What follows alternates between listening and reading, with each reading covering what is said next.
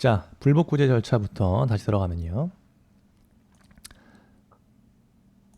자, 사례 보여죠? 갑은 최근 공공기관 을에게 공공기관 정보 공개에 관한 법률, 정보공개 법률에 따라서 문서로서 정보공개 신청을 했다. 근데 자, 비공개 정보에 해당한다는 이유로 거부청을 받았다. 당연히 그러면 법률상 이익에 침해가 되기 때문에 거부청에 대해서 자, 이의 신청을 하고자 한다. 물론 이의 신청 제기 안 하고 행정소송을 제기할 수 있겠죠. 그럼 이의 신청 어떻게 하는 거죠? 이의 신청. 정보공개 청구가 했어. 예. 그럼 정보공개 청구 후에 자, 20일이 경과하도록 공공기관에서 정보공개 결정이 없다. 이러면 공공기관으로부터 정보공개 여부의 결정 통지를 받은 날 혹은 정보공개 청구 후 20일이 경과한 날로부터 30일 이내 문서로 이의 신청하면 됩니다. 문서로 이의 신청할 수 있다.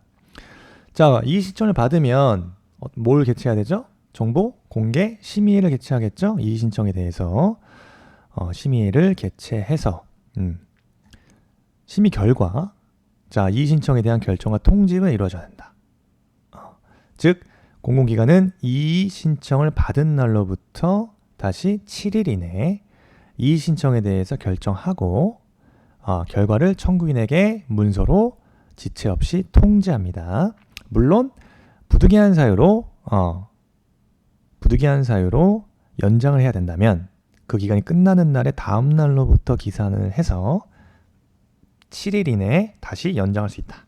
연장 사유는 청구인에게 통지해야 된다. 그럼 공공기관이 결정해서 기각하거나 각하할 수도 있겠죠? 그럼 어떻게 해야 돼요? 공공기관은 너 이의 신청 기각 각하기 때문에 행정심판이나 행정소송을 제기할 수 있다는 사실을 결과 통지와 함께 알려준다 이거죠. 행정심판이나 행정소송으로 가라 이겁니다. 그래서 이의 신청은 여러분 임의 절차라는 사실 중요합니다. 그래서 정보공개 여부 결정 통지를 받은 날, 그죠? 결정 통지를 받은 날 또는 정보공개 청구 후 20일이 경과한 날로부터 30일 이내입니다. 기억하시죠? 정보공개 청구 20일이 경과한 날로 30일 날, 그죠? 정보공개 청구 후 20일이 경과하도록 정보공개 결정이 없다? 그러면 정보공개 여부 결정 통지를 받은 날 혹은 정보공개 청구 후 20일이 경과한 날로부터 30일이에요. 요거 30일 이내에 문서로서 이의 신청한다. 상급기관한테 하는 게 아니라 해당 공공기관에 이의 신청, 문서로 이의 신청합니다. 문서로서.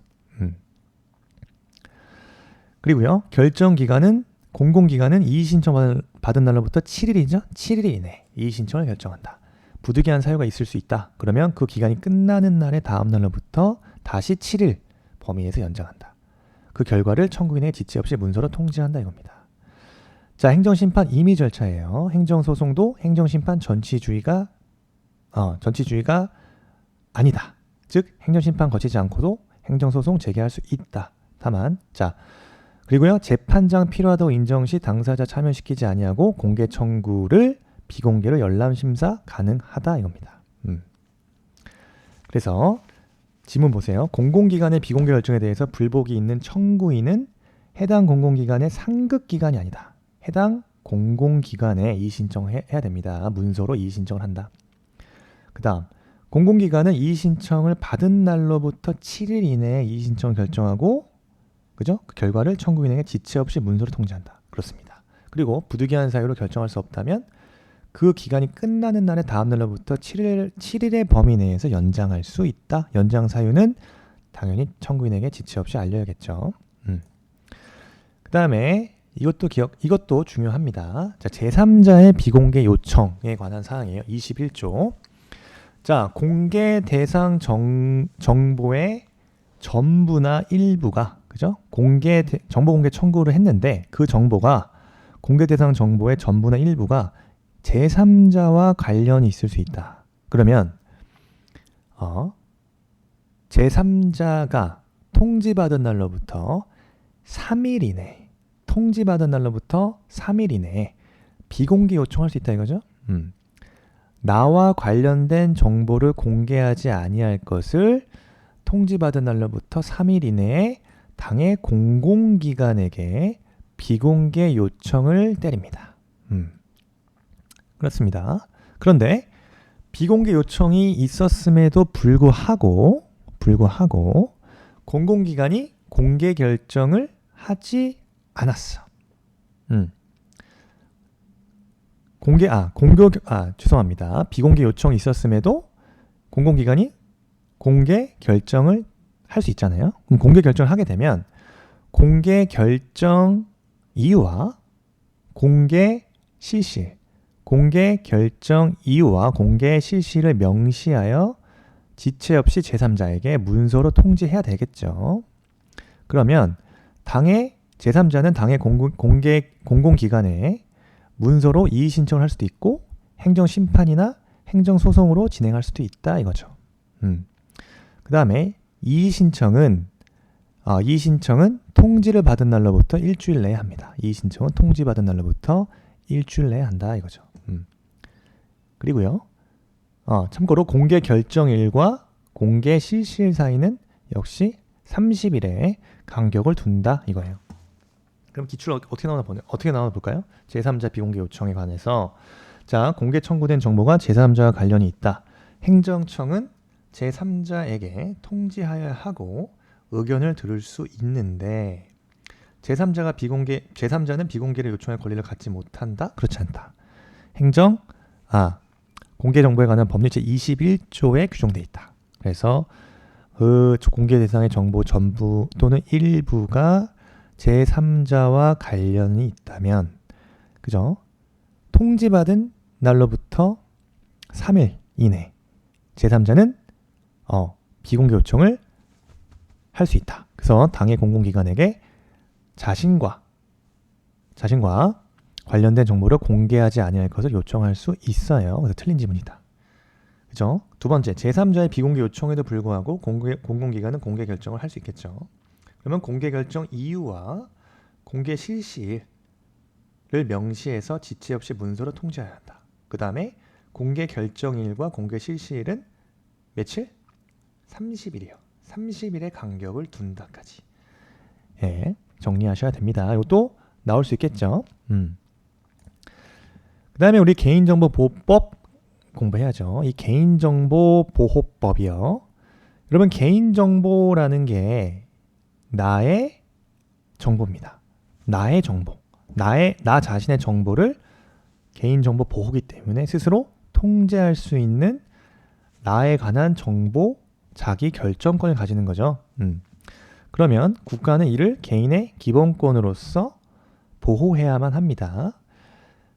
기존의 이렇게 컴퓨터 등과 같은 소위 정보통신 발달하기 전에는 개인정보라는 개념 자체가 개인적 생활 영역에 대한 부당한 침해에 대한 보호와 같이 비교적 소극적인 해석이었다면 이제 그죠? 컴퓨터 등의 정보화 시대, 소위 4차 산업혁명 시대에 살고 있는 오늘날에 이러한 개인정보의 수집, 보관, 그다음에 등의 관리가 개인이 누구나 자기 자신에 관한 정보를 관리할 수 있고 공개할 수 있고 등과 같은 스스로 결정을 할 수 있다 이겁니다. 물론 그러한 나의 정보에 대해서 틀린 사항이 있다, 틀린 내용이 있다면 틀린 것을 정정할 수도 있다고 보는 적극적 권한으로 확대되었다 이거죠. 이러한 개인정보에 대한 법적 근거는 우리 헌법에도 제17조에 명시하고 있다. 어떻게? 우리 모든 국민은 사생활의 비밀과 자유를 침해받지 아니한다. 그리고요. 일반법적으로 2011년도에 개인정보보호법이 제정이 되면서 기존의 공공기관의 개인정보에 한했던 그 공공기관 개인정보에 관한 법률이 폐지되면서 민간 부문까지도 포함된 개인정보보호법이 2011년도에 제정이 됩니다. 그 중에서도 우리가 조금 중요한 건 이 단체소송에 관한 내용이에요. 단체소송. 즉, 언제 개인정보보호법에서 일정한 요건을 갖춘 소비자 단체나 비영리 단체 같은 경우에 개인정보 처리자가 집단 분쟁 조정을 거부하거나 집단 분쟁 조정의 결과를 수락하지 아니했다. 그때 우리 단체 소송을 제기할 수 있다. 일종의 소비자 단체나 비영리 단체는 법원의 권리 침해에 대해서 그 행위를 금지하고 중지를 구하는 단체 소송을 구할 수 있다 이겁니다. 그래서 이 단체 소송에 대해서 정리해야 돼요. 자, 그러면 2021년도에도 역시 나오죠? 소방직. 자, 단체 소송의 원고는 변호사를 소송 대리인으로 선임한다. 네. 역시 개인정보보호법 제53조에 소송 대리인은 변호사를 소송 대리인으로 선임하여야 한다고 규정되어 있습니다. 2번. 단체 소송에 관해서 개인정보보호법에 특별한 규정이 없다. 민사소송법을 적용합니다. 행정소송법이 아니고 민사소송법 적용합니다. 3번. 법원은 개인정보 처리자가 분쟁조정위원회 조정을 거부하지 않을 경우에만 결정으로 단체 소송을 허가한다. 자, 3번 질문 이거 개념에서 도출된 문제입니다. 우리 단체 소송의 요건은 개인정보 처리자가 분쟁조정위원회의 조정을 거부하거나 그 조정 결과를 수락하지 아니했을 때 그때 결정으로 단체 소송을 허가할 수 있죠. 그래서 법원은 결정으로서 단체 소송을 허가한다. 언제? 분쟁조정위원회 조정을 거부하거나 조정 결과를 수락하지 아니하였을 때. 그 다음에 단체 소송의 절차에 관해 필요한 사항은 대법원 규칙으로 정한다. 역시 법 제57조에 단체 소송 절차에 관해서는 대법원 규칙으로 정한다라고 명시되어 있습니다. 정답은 틀린 지문이죠. 3번 되겠습니다. 단체 소송 역시 2016년도 볼게요. 옳은 걸 골라라. 개인정보 단체 소송은 개인정보 처리자가 개인정보보호법상의 집단 분쟁 조정을 거부하거나 집단 분쟁 조정의 결과를 수락하지 아니한 경우에, 그쵸? 법원의 허가를 받아 결정으로 제기할 수 있다. 법원의 허가를 받아 제기할 수 있다. 그렇습니다. 이게 단체 소송이라고 하죠. 그 다음에 개인정보 단체 소송을 허가하거나 불허가는 법원의 결정에 대해서 즉시 항고할 수 있죠. 불복할 수 없는 게 아니고요. 즉시 항고할 수 있다. 제3번 개인정보 단체 소송에 관해서 개인정보보호법에 특별한 규정이 없다. 민사소송법을 따른다. 그죠? 행정소송법이 아니다. 제51조 소비자기본법에 따라 공정거래위원회에 등록한 소비자단체가 개인정보 단체 소송을 제기하려면 그 회원수가 1000명 이상입니다. 1000명 이상이어야 한다. 100명이 아니라. 그래서 개인정보 간단하게 정리하면 일단 자기의 정보를 스스로 통제할 수 있는 정보적 자기결정권을 갖는다. 네. 그래서 국가는 개인의 기본권을 하나로 보호한다.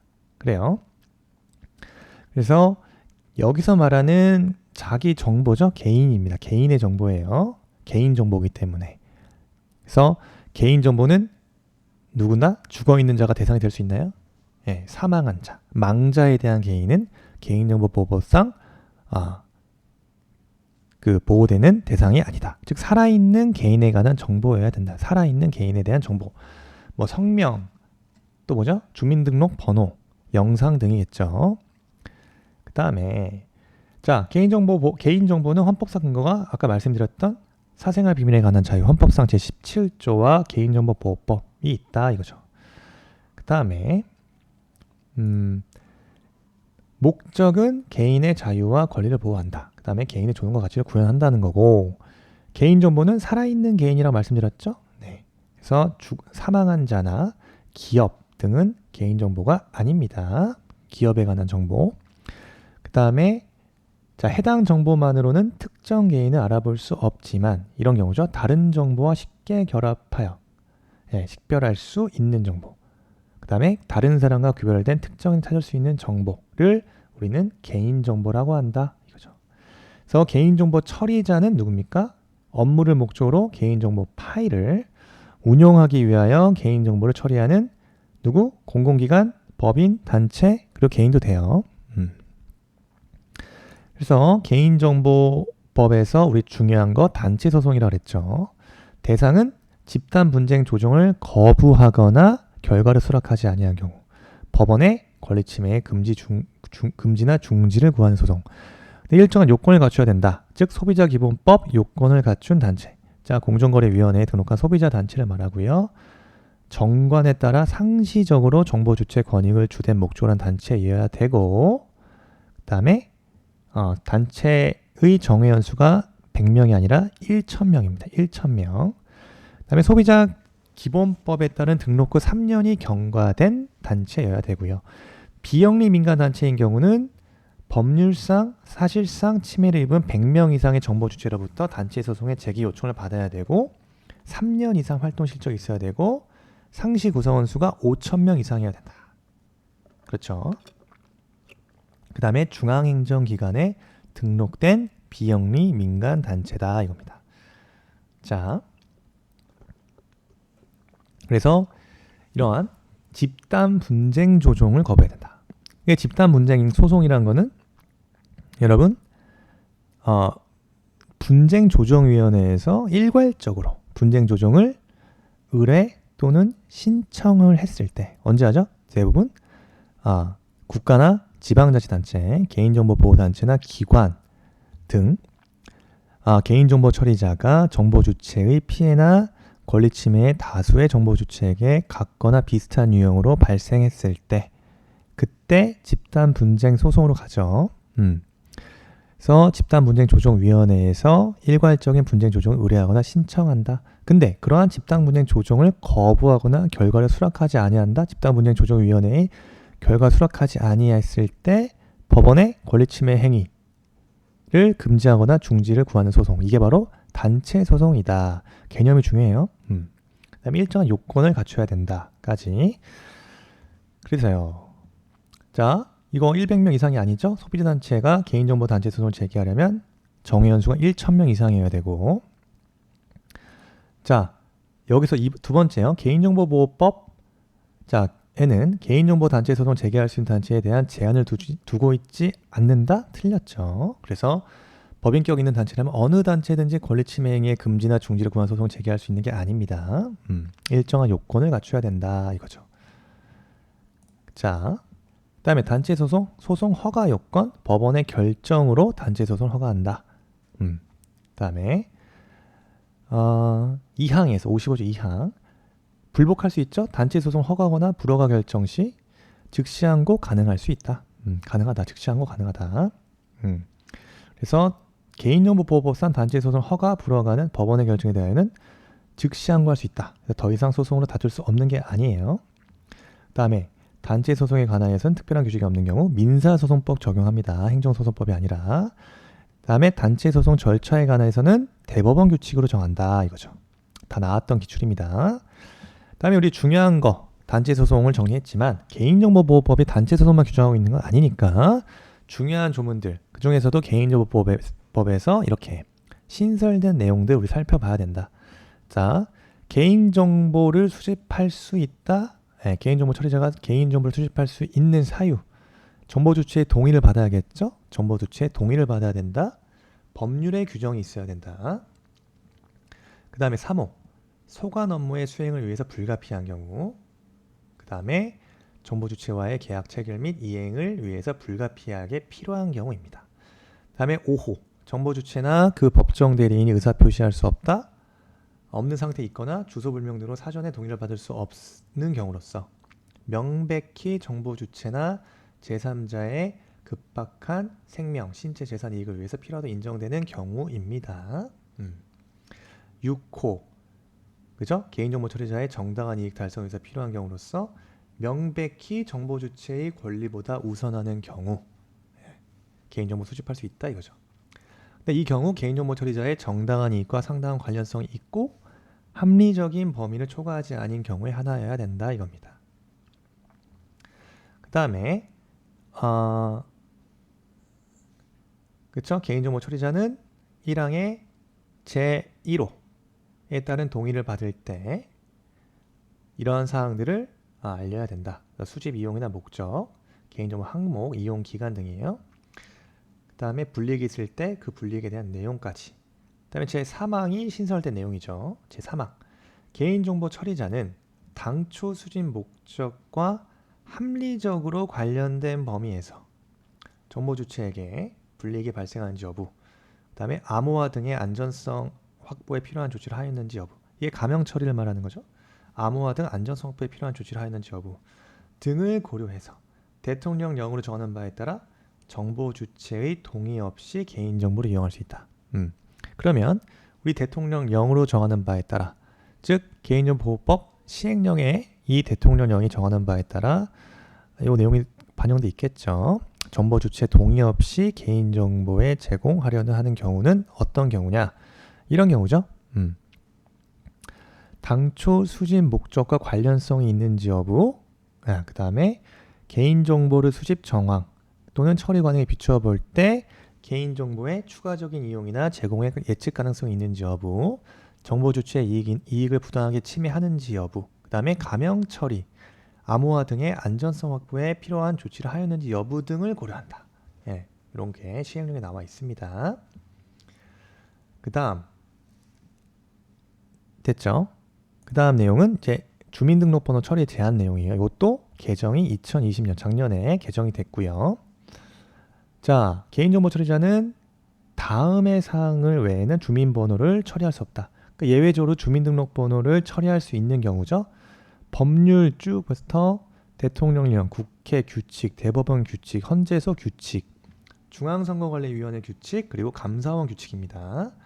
에서 구체적으로 주민등록번호 처리 요구하거나 허용했을 때 여기에 역시 총리령과 부령은 포함되어 있지 않고요. 2호에서 정보 주체나 제3자의 급박한 생명, 신체, 재산의 이익을 위해서 명백히 필요한 경우입니다. 다음 보호위원회 고시를 정했을 때 이런 경우에만 주민등록번호를 처리할 수 있다까지요. 우리 개인정보보호법에서 감형정보 처리에 관한 특례가 신설됐다. 그죠?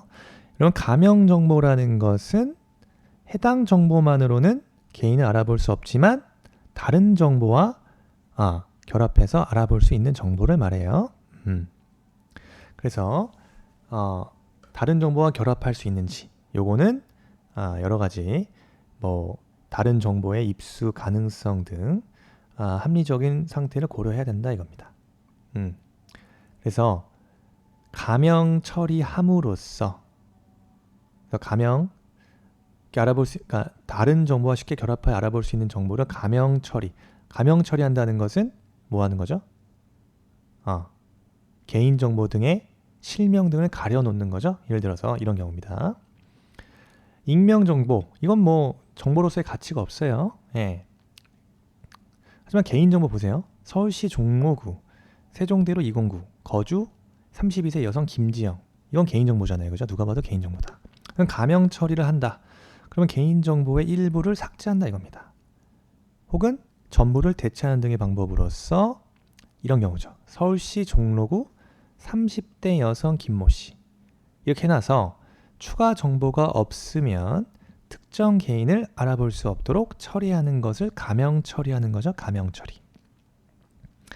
이러한 개념에 대해서 우리 개인정보보호법 2조, 2조에 나와 있고요. 어쨌든 개인정보의 실명을 가려놔서 특정 개인을 식별할 수 없도록 하는 정보를 감형정보라고 한다. 이거 왜 이런 걸 하죠? 여러분, 이제 시대가 무슨 시대죠? 4차 산업혁명 시대라고 합니다. 빅데이터, 그죠? AI, 인공지능, 뭐야 또? 사물인터넷, 이러한 신기술을 활용한 데이터 이용이 필요한 시대라고 합니다. 그런데 이러한 감형 정보를 통해서 그죠? 이러한 핵심 자원인 데이터의 이용 활성화를 위해서 감형정보 특례법이 제정이 됐다 이거죠. 그래서 데이터 이용에 관한 규제 혁신과 개인정보 보호 협치 체계 정비입니다. 데이터 이용에 관한 규제 혁신과 개인정보의 보호 협치 체계의 정비를 해결하기 위해서 개인정보보호법에 감형정보 특례가 신설되었다. 아시겠죠? 그래서 감형정보 개념과 감형 처리에 대한 개념도 여러분 잘 염두에 두셔야 된다. 그럼 내용을 봐야 된다. 우리는 중요한 건 이 조문 가지고 나오겠죠. 개인 가명정보 특례에 대해서 개인정보법 28조 2부터 6까지 나와 있습니다. 쭉 한번 읽어보세요. 그래서 어쨌든 가명정보의 처리는 개인정보 처리자가 통계 작성, 과학적 연구, 공익적 기록 보존 등을 위해서 정보 주체의 동의 없이도 가명정보를 처리할 수 있다 이겁니다. 그래서 결합 제한도 있겠죠? 예, 결합 제한. 가명정보 처리에도 불구하고 누가 지정해야 됩니까? 통계 작성, 과학적 연구, 공익적 기록 보존 등을 위한 서로 다른 개인정보 처리 간의 가명정보 간의 결합은 보호위원회나 관계 중앙행정기관장이 지정하는 전문기관에서 수행한다. 이겁니다. 그 다음 결합을 수행한 기관 외부로 결합된 정보를 반출하려는 개인정보 처리자는 가명정보 또는 다른 정보를 사용하여도 더 이상 개인정보를 알 수 없는 정보에 해당하는 정보로 처리한 뒤에 전문기관장의 승인을 받아라 이렇게 나와 있어요. 그죠? 그리고요. 자, 개인정보 처리 이거 보세요. 개인정보 처리자는 가명정보를 제3자에 제공한 경우 특정 개인을 알아보기 위해 사용할 수 있는 정보를 포함해서 안 되죠. 이거 위반하면 어떻게 됩니까? 징역 5년입니다. 징역 5년이야. 예, 징역이나 5천만 원 이하의 벌금이에요. 그거 중요한, 이거 굉장히 세죠. 징역형 나옵니다, 이거. 그 다음, 가명정보에 대한 안전조치 의무 28조 4에 규정돼 있다. 한번 읽어보시면 돼요. 개인정보 처리자는 가명정보를 처리하는 경우 원래 상태로 복원하기 위한 추가 정보를 별도로 분리하여 보관 관리해야 된다. 등 해당 정보가 분실도나 유출, 위조, 변조, 훼손되지 않도록 안정성 확보에 필요한 기술적, 관리적, 물리적 조치를 하여야 한다. 자, 가명정보 처리 시 금지 의무도 있네요. 누구든지 특정 개인을 알아보기 위한 목적으로 가명정보를 처리할 수 없다 이겁니다. 만약에 특정 개인을 알아볼 수 있는 정보를 생성할 경우 즉시 해당 정보 처리 중지해야 되고 직접 회수, 파기하여야 하겠죠. 과징금 부과입니다.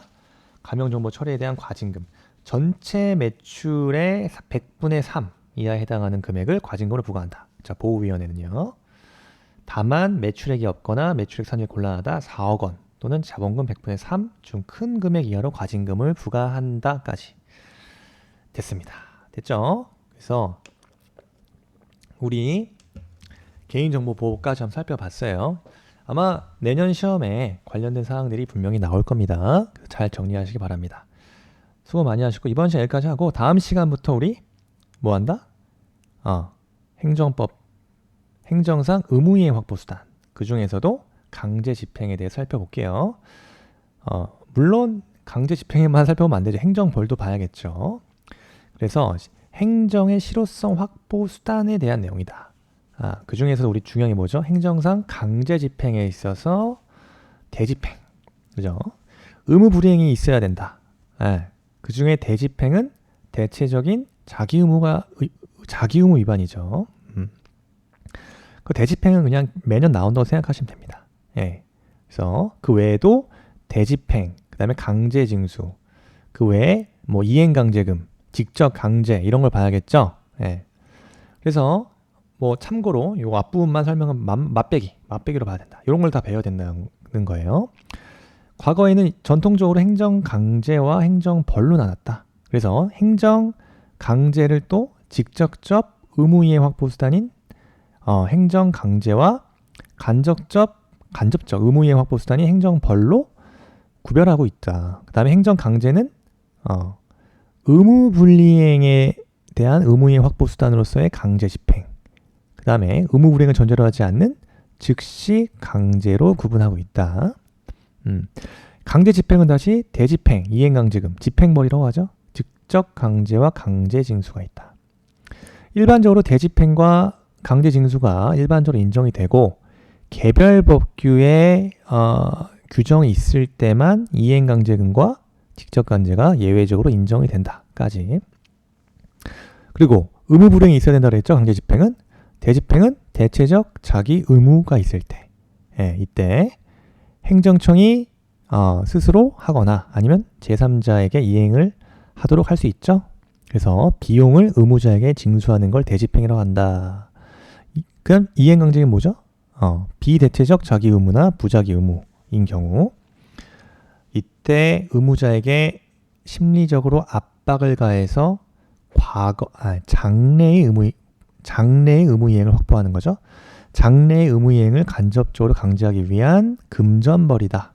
따라서 비교해야 될 게 여기서 이행강제금과 행정벌은 규제 목적을 달리한다. 즉 이행강제금은 장래의 의무 이행을 강제하는 것이라면 행정벌은 뭐다? 과거에 행정벌은 과거의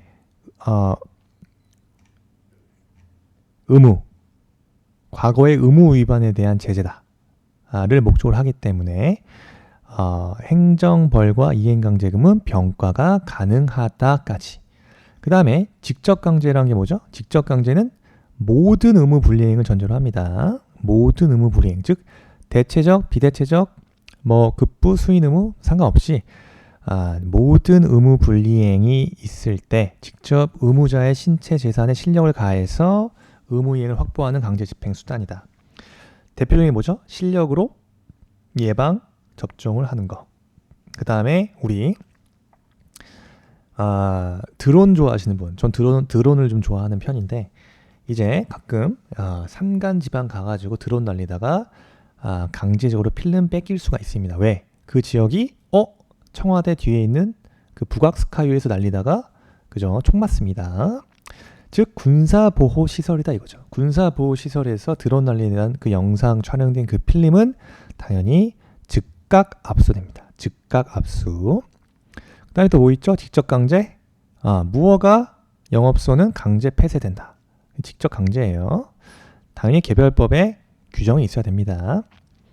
강제징수는 뭐죠? 무슨 의무 불이행입니까? 금전급부 불이행이죠. 금전급부가 이행되지 않을 때 행정기관이 의무자의 재산에 실력을 행사해서 의무의 이행이 있었던 것 같은 상태를 실현하는 강제집행이다 이거죠. 그래서 직접강제와 즉시강제는 역시 의무 불이행을 전제로 하는 반면에 즉시강제는 뭡니까? 의무 불이행을 전제로 하지 않는다. 왜? 즉시강제, 말 그대로 목전에 급박한 행정상의 장애를 제거할 필요성이 있는 경우 혹은 미리 의무를 명할 시간이 없다. 성질상 미리 의무를 명하여서는 목적 달성이 곤란했을 때 그때 국민의 신체나 재산의 실력 행사를 해서 행정상에 필요한 상태를 실현한다. 즉 이러한 경우도 예외적인 강제 수단입니다. 일반법적인 규정도 없어요. 즉시강제는. 반면에 우리 행정조사는 뭡니까? 행정조사 기본법에서 다루고 있죠. 그래서 이거는 행정작용에 필요한 자료를 사전적, 보조적으로 조사한다. 어떻게 조사하죠? 자료 수집을 하는데 현장을 방문할 수도 있고 현장조사, 문서를 열람할 수도 있고 그 다음에 시로 채취와 같은 샘플을 채취하는 거죠. 그리고 조사 대상자에게 보고 요구나 자료 제출 요구를 해라. 그 다음에 출석하거나 진술 요구를 행하는 활동을 행정조사다 한다 이거죠. 근데 예전에 행정조사는 이 즉시 강제에 소위 그 포함이 되었다. 그 중에서도 조사 목적을 질문, 검사, 가택 출입 등 이 자료 수집 활동은 즉시 강제에 포함시켰었어요. 그런데 오늘날에는 즉시 강제와 행정조사는 이렇게 분리해서 고찰하고 있는 것이 일반적이다 이겁니다. 일반적이다. 그래서 즉시 강제와 행정조사는 이렇게 구별합니다. 됐죠? 그래서 이걸 배워요. 하나하나씩. 행정강제와 강제집행, 즉시강제, 행정조사. 강제집행의 대집행, 이행강제금, 직접강제, 강제징수까지. 반면에 행정벌이 뭐죠? 행정법상의 의무 위반에 대해서 행정주체가 과하는 제재를 말하죠. 행정형벌과 행정질서벌로 나눈다. 그래서 직접적으로 과거의 의무 위반에 대한 제재를 목적으로 하나 간접적으로 의무자에게 실미적으로 압박을 가할 수도 있다 이겁니다. 아셨죠? 행정질서벌, 우리 과태료 같은 경우에요. 과태료, 질서 행위 질서 위반 행위 규제법 우리 과태료 나오죠. 딱지죠, 딱지. 쉽게 해서 딱지 뗀다. 그게 행정 질서벌이다. 그 다음에 이것만 있습니까? 우리 전통적 수단이다. 그러면 새로운 수단도 있다 이겁니다. 현대사회에서는 행정 작용의 실효성 확보 수단이 다양해지고 있다 이거죠. 그래서 과거의 행정수단과 더불어서 우리 대표적으로 비금전적 제재와 금전적 제재, 그 중에서도 과징금 중요합니다. 시험에 자주 나오죠. 과징금. 자, 비금전적 제재에서 공급거부. 공급거부 뭐 하는 거죠? 수도, 전기 끊어버리는 겁니다. 굉장히 실효성이 높은 수단이다 이거죠. 그래서 이럴 수가 있지? 네. 인간의 존엄은 중요하지 않아. 그래서 행정법상의 의무를 위반하거나 불이행이 있다. 행정상의 재화, 서비스의 공급을 끊어버리는 겁니다. 국민의 필수적인 재화, 서비스를 끊어버린다. 그게 어떤 거죠? 대표적으로 전기, 수도 같은 경우에요. 그래서 전기세, 수도세 안 나면 공급 거부 되는 거예요. 그래서 행정법상의 의무이행을 간접적으로 강제한다. 공표는 뭐예요? 명당 공표죠. 이름을 까발린다. 누구한테? 불특정 다수한테. 왜? 왜 하죠? 고액을 체납했을 때. 그죠? 고액 체납자들 같은 경우 명단 공개하는 게 좋다. 돈 많은 사람들이 가장 두려워하는 거는 나의 로열티, 명예입니다. 명예와 신용. 그래서 이러한 고액 체납자 같은 사람들이 가장 말을 듣게 하려면 이름을 까발린다. 돈도 많은 사람이 이렇게 고액 체납을 했습니다 라고 불특정 다수인에게 공표를 함으로써 위반자의 명예나 신용의 침해를 위협한다. 그래서 행정법상의 의무이행을 간접적으로 강제한다 이거죠. 그 다음에 과징금, 이거 과징금 가산세 개념 아시죠? 과징금이라는 거는 이제 그 독점 규제 및 공정거래에 관한 법률에서 도입된 개념으로서 자, 사업자가 시장지배적 사업자, 독점적 지위에 있는 시장지배적 사업자가 지위 남용을 했을 경우와 같이 행정법상의 의무를 위반한 당해 사업자에 대해서 부과하는 불법적 이익을 박탈하는 행정제재금을 말한다. 이겁니다. 가산세는 내가 성실하게 세금을 안 낸 경우죠. 조세법상의 의무 위반입니다. 가산세. 그래서 납부를 불성실하거나 신고를 불성실했을 때 내는 가산세가 있다 이겁니다. 어쨌든 다음 시간부터야 우리 강제집행, 그 중에서도 대집행부터 하나하나씩 보고 이행강제금, 지적강제, 그 다음에 이게 하나하나씩 나오는 게 아니라 여러분 이 박스형으로 행정의 실효성 확보 수단에 대해서 이렇게 박스형으로 대집행에 관한 지문, 이행강제금에 관한 지문, 행정벌에 관한 지문 이런 식으로 OX로 나옵니다. 그래서 굉장히 문제를 어렵게 난이도를 높여서 변별력을 줄 수 있는 파트이기 때문에 살짝 꼼꼼하게 암기해야 될 사항들이 있으니까 다음 시간부터 행정의 실효성 확보 수단부터 살펴보도록 하겠습니다. 오늘은 여기까지. 수고하셨습니다.